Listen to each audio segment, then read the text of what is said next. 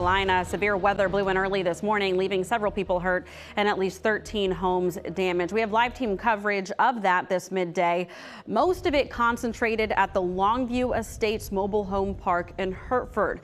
Now, we first showed you all of this damage on WAVY News 10 today. And 10 on your sides, Andy Fox is live with more on what this big system left behind. Andy?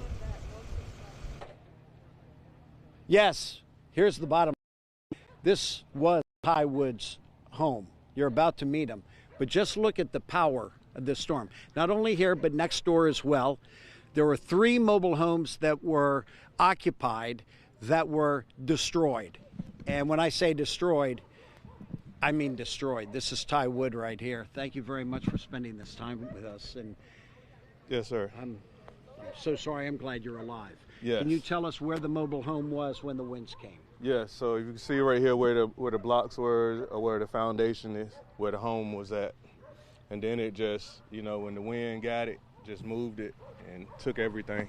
And the ceiling is over there. Yes. And Cortez is going to zoom in, but tell us, how do we know that's the ceiling? That's the ceiling fan that was in the kitchen area, right there, and then the top of the bathroom was where the ceiling was. And as we move left, blocked, your black chair is over there behind. The black chair over there is where the living room was, and everything, the refrigerator, the kitchen, all of that was right there in that area.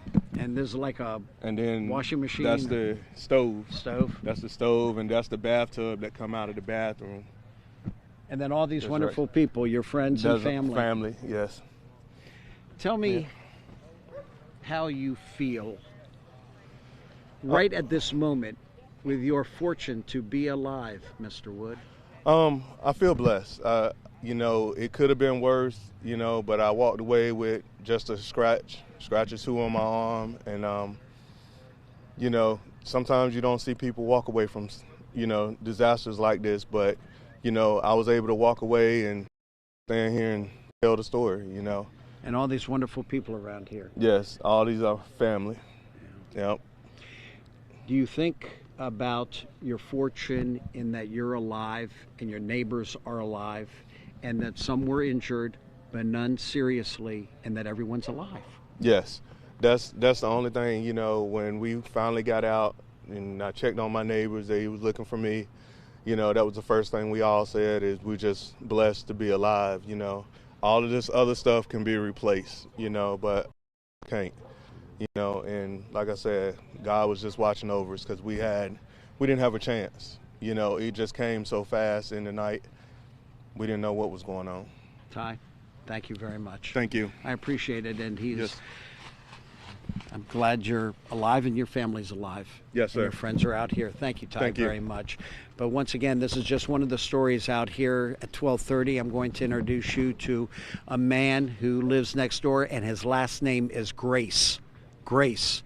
And he talks about grace in this particular situation coming up at 12:30. In Perquimans County, Andy Fox, 10 on your side. Andy, thank you very much. Our team coverage continues now with our Deja Parker. She was on the scene shortly after the storm roared through and talked with fire and rescue workers. She has that part of the story. Fire and EMS crews were sent to the scene right out here. This is what's left of the mobile home community. 3 homes completely damaged. It was just a big loud roar for about 45 seconds. And then after that, it calmed right down and come out to this. And it's just terrible. The damage devastating Perquimans County. Inter-County Volunteer Fire Department responded to the call around 3:10. Well, we had a storm come through a little after 3 o'clock in the morning and damaged several trailers. Right now, our count are 13 trailers that have been damaged. 3 occupied, were totally destroyed. We've had 6 totally destroyed, but they were unoccupied. The rest of them had, the other remaining trailers had some type of damage to it, such as roof damage or siding damage. Fire Chief Michael Cartwright says his department began assessing the damage immediately. When we first got here, obviously our concern was life safety, so we began searching the trailers for any type of trapped victims or residents. We did have one small child that was still in the trailer we had to get out. She was not injured. Residents in the area thankful for fire and rescue's quick response. And those guys are heroes, the firemen. Sure.